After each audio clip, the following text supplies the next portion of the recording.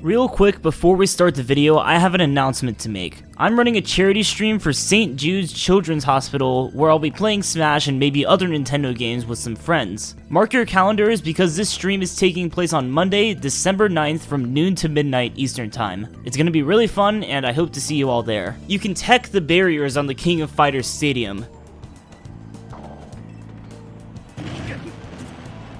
Confirmed. If someone knocks you into one of these invisible walls, you can tech it just like any other wall. However, you cannot tech on it to save yourself when you're about to lose a stock. When you get hit by Power Geyser, you'll live the longest if you DI away.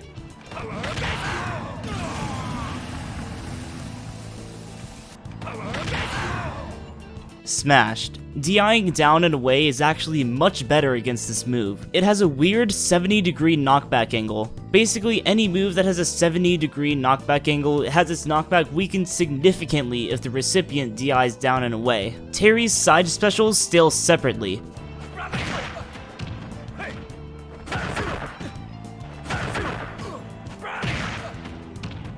Confirmed. We're used to pressing left and B, or right and B, and having the same move come out. This move would still regardless of the direction you used it in, so I wanted to verify that the game registered Terry's two side specials as different moves. You can cling to or wall jump off of the walls in King of Fighters Stadium.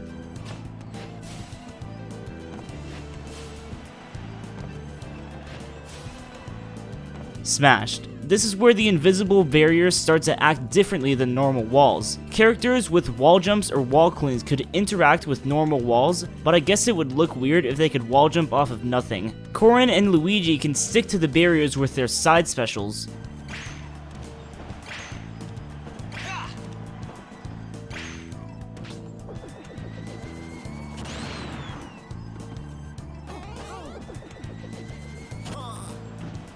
Smashed. Here's another difference between the invisible barriers and normal walls. It seems that we can't willingly interact with these barriers with the exception of bouncing off of them when we take knockback. So anything that's supposed to stick to a normal wall won't stick to the barrier. Terry has super armor on his super specials.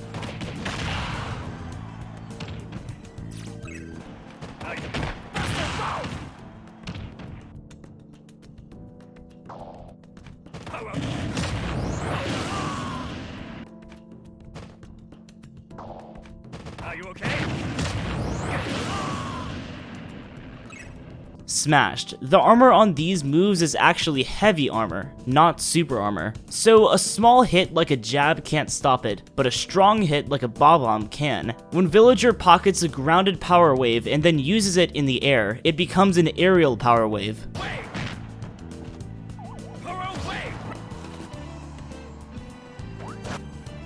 Confirmed. Villager's pocket throws back whatever move is sent at him and multiplies the damage, but I wanted to see if it knew how to differentiate between the different versions of Power Wave. Items can bounce off of the barriers.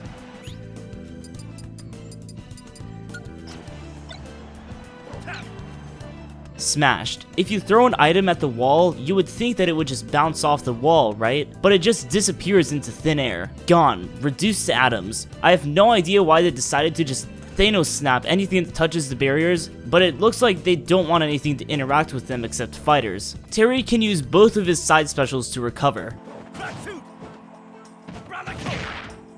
Smashed. It's a general rule in Smash that most characters can only use their side specials once to recover. However, Terry has 3 moves he can use to help him recover. A side special, a down special, and an up special. So I guess being able to use a 4th special move would be a bit much. If Terry starts a power wave in the air and lands on the ground before the move comes out, he will release a grounded power wave instead of an aerial one.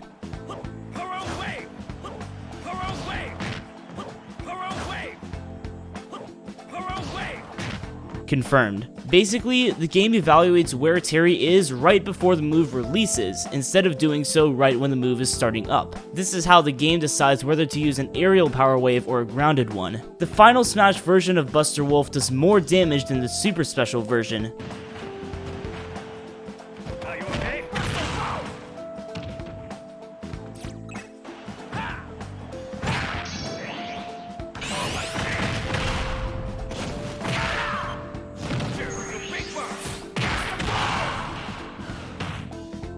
Smashed. You might think that the Final Smash version would be stronger, since Final Smashes generally tend to be pretty strong. But since Terry's Final Smash is made up of 3 moves, the damage of the Final Smash has to be split kind of evenly between them. The barriers in King of Fighters Stadium will close in during sudden death.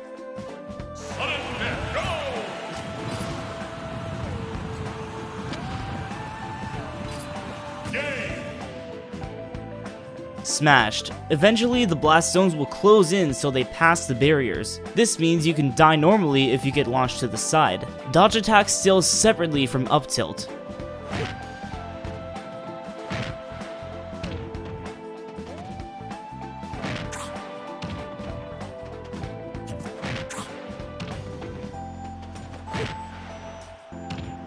Confirmed. This one really surprised me because they look like the exact same move. The only difference is that the dodge attack has invincibility and cannot be cancelled, but apparently the game registers them as completely different moves. You can fly over the barriers on the King of Fighters Stadium.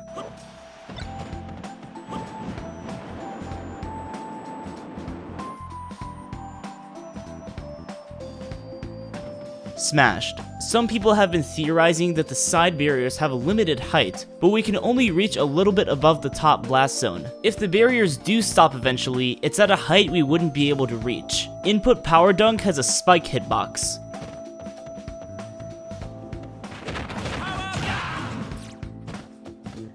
Smashed. I'm just kidding, it's confirmed. Some people don't think that there's a spike hitbox on it for 2 reasons. They never learned how to perform the input, or they only use Power Dunk as a combo finisher out of other moves. The trick is to hit the move right before it's about to end, because if you hit it at the beginning, it won't spike. Abra can teleport someone outside of the barriers on King of Fighters Stadium.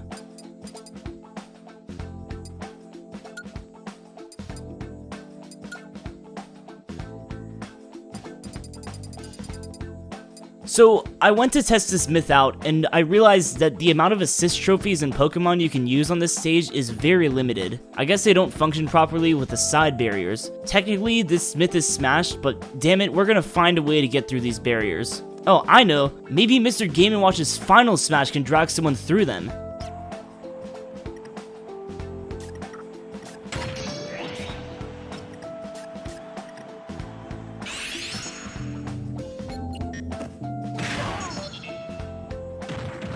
Smashed. Even this Final Smash doesn't work properly on the stage. It has a really awkward interaction with the barriers where it deals 30-something% to the victim and sends them in a weird direction. Alright, I'm gonna give up on breaking the barriers for now. Midair powerwave can be reflected or absorbed.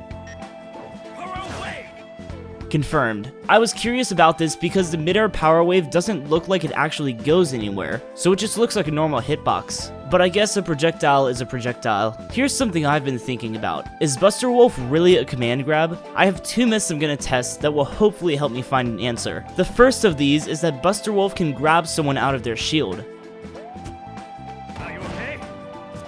Smashed. So this means it's not a command grab, right? Because command grabs are supposed to beat shield, and if it's not a command grab, then let's test my second myth. Terry's Buster Wolf can grab Banjo and Kazooie out of Wonderwing. Are you okay? Confirmed. Wonderwing is a move that's invincible to everything except grabs, so this would assert that Buster Wolf is a command grab if it can beat Wonderwing. But then why doesn't it beat shield? I guess Sakurai wanted to make sure that there was clear counterplay for Terry's super specials. There's actually one more myth I wanted to test for this move. Terry's Buster Wolf can grab someone who's laying on the ground.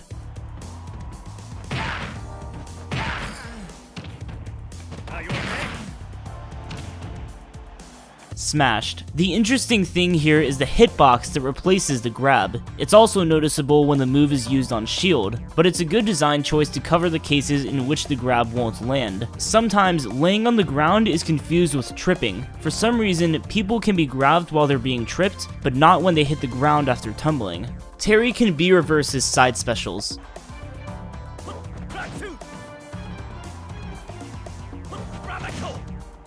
Smashed. Here's what I was thinking. Normally, if you perform a side special in one direction and then quickly flick the joystick in the opposite direction, then it B-reverses the side special. Since Terry has both a forward special and a back special instead of one side special, I wanted to see how this would work. But it looks like they disabled B-reversing on his side specials to prevent any confusion on which move would come out. And finally, in matches where Terry is fighting more than one opponent, he will turn in the direction of the opponent closest to him.